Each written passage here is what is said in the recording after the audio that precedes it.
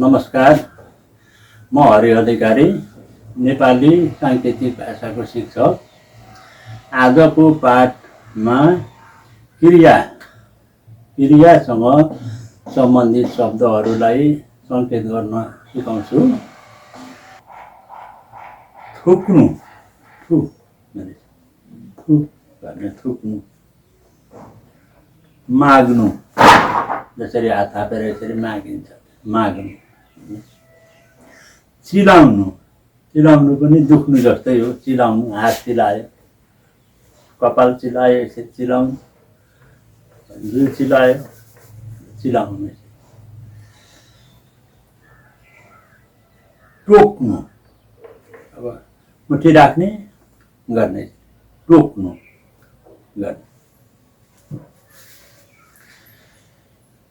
Photo खिच्नु, यसरी click गर्ने, फोटो खिच्नु।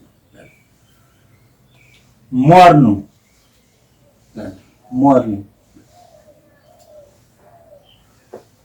अब च्यात्नु, जसरी कागज च्यातिन्छ त्यसरी समाउने, एउटा अगाडि लाने, एउटा पछाडि लाने, च्यात्नु। अल्मलिनु, अल्मली गर्ने, अल्मलिनु। नाप्नु भन्दा फिताले जसरी नापिन्छ त्यसरी नाप्नु। जित्नु, जित्नु, जित्नु।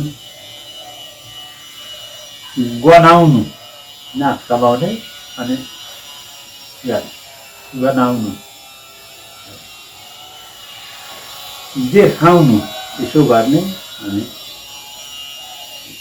देखाउनु। जन्माउनु, यहाँ थियो, जन्माउनु। बिहा गर्नु, यो पनि भयो, बिहा गर्नु भयो। अर्को, यो पनि बिहा गर्नु भयो, बिहा गर्नु। पर्खनु, पर्खनु।